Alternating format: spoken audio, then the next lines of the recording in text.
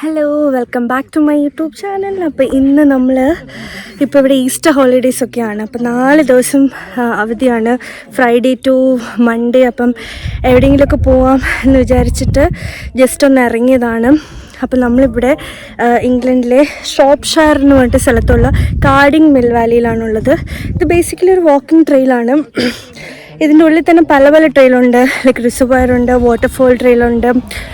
Like പല kilometers, like 1.5 kilometer, 2.5 kilometer, 8 കിലോമീറ്റേഴ്സൊക്കെ. അപ്പം നമ്മളിപ്പം കുറേ നടന്ന് ഇങ്ങനെ ടോപ്പിലെത്തിയിരിക്കുവാണ്. ഭയങ്കര ബ്യൂട്ടിഫുൾ ആയിട്ടുള്ള വ്യൂ ആണ്. കുറേ ആൾക്കാരുണ്ട്. പിന്നെ ഈ ബാക്കിലൊക്കെ കാണാൻ പറ്റുമോയെന്നറിയില്ല, എന്നാലും കാണുന്ന പോലെ കുറേ ഷീപ്പും ലൈക്ക് ആൾക്കാരും അങ്ങനെ കുറേ എന്തൊക്കെയൊക്കെയോ ഉണ്ട്. അങ്ങനെ ഭയങ്കര രസമുള്ളൊരു സ്ഥലമാണ്.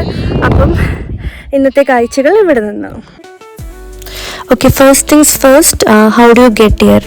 അപ്പം നമുക്ക് 2 രീതിയിൽ വരാം. ഒന്ന്, നിങ്ങൾ ഡ്രൈവ് ചെയ്യുമെങ്കിൽ, if you driving, just Carding Mill Valley എന്ന് ഗൂഗിളിൽ സെർച്ച് ചെയ്ത് ഗൂഗിൾ മാപ്സിൽ കൊടുത്തിട്ടുണ്ടെങ്കിൽ നിങ്ങൾക്ക് കറക്റ്റായിട്ട് ഇവിടെ എത്താൻ പറ്റും.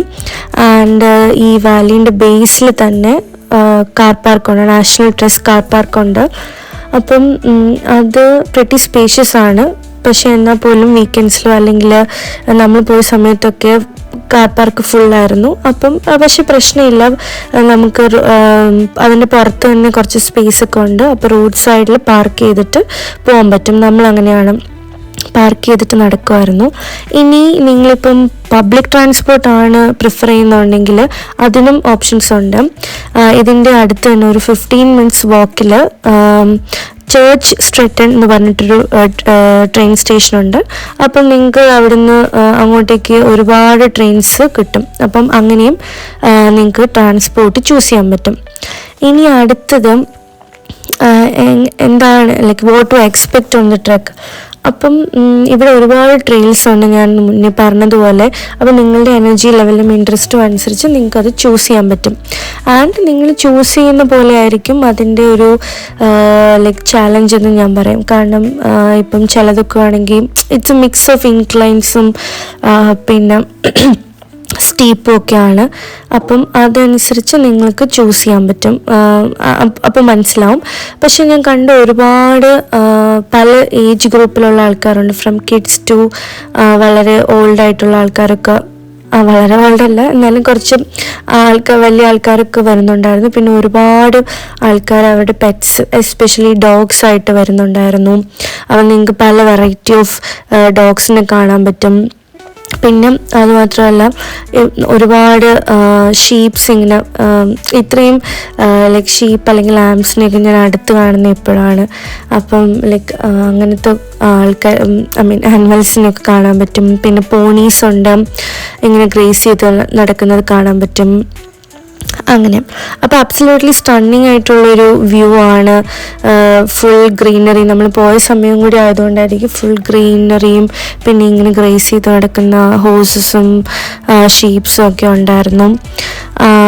അങ്ങനെ മൊത്തത്തിലൊരു നല്ല എക്സ്പീരിയൻസ് ആണ്. പിന്നെ അടുത്തതായിട്ട് നോക്കേണ്ട കാര്യം, ഈ ഒരു പർട്ടിക്കുലർ ഏരിയയിൽ വാലീൻ്റെ ബേസിൽ മാത്രമാണ് ലൈക്ക് ഒരു വാഷ്റൂം ഉണ്ട്. പിന്നെ അത് മാത്രമല്ല ഒരു കഫേ ഉണ്ട്. അവിടെയൊക്കെ നമുക്ക് ഹോട്ട് സ്നാക്സും ഡ്രിങ്ക്സും ഐസ്ക്രീംസൊക്കെ കിട്ടും.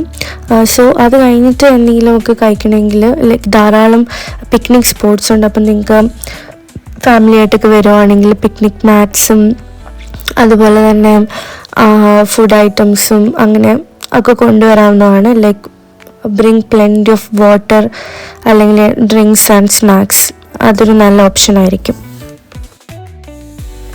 ഈ വാലിക്ക് കാർഡിംഗ് മിൽ എന്ന് പേര് വരാനായിട്ടൊരു സ്റ്റോറി ഉണ്ട്. കാരണം പണ്ട് ഇവിടെ 19th സെഞ്ച്വറിയിൽ ഈ വൂളിൻ്റെ ഒക്കെ ഒരു ഫാക്ടറി ഉണ്ടായിരുന്നു. അപ്പം അതിൻ്റെ പേര്, ആ ഒരു മില്ലിൻ്റെ പേര് കാർഡിംഗ് മില്ലായിരുന്നു. അപ്പം അതിൻ്റെ ആ ഒരു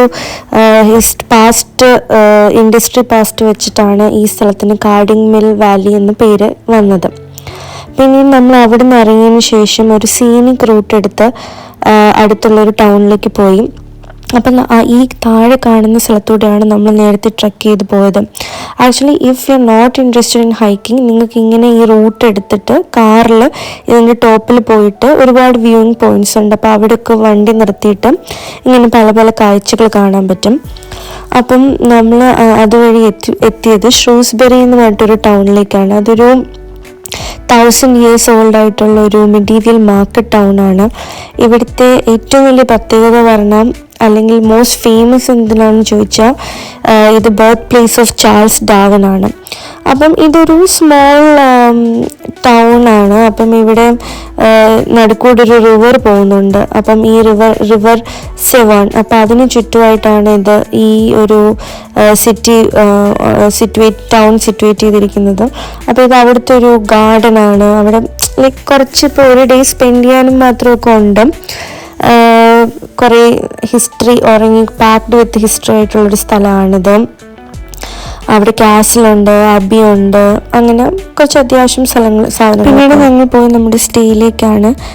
ഈ ഷ്രൂസ്ബെറിയിൽ നിന്ന് ഒരു 8 miles സൗത്ത് വെസ്റ്റ് ആയിട്ടുള്ള ഒരു സ്മോൾ വില്ലേജ് ഉണ്ട്, പോണ്ടിസ്ബെറി. അവിടെ ഒരു വലിയൊരു ഫാമിൻ്റെ നടുക്കൊരു കാരവനും ഒരു വീടും ഉണ്ട്. അപ്പോൾ അവിടെയാണ് നമ്മൾ സ്റ്റേ ചെയ്തത്.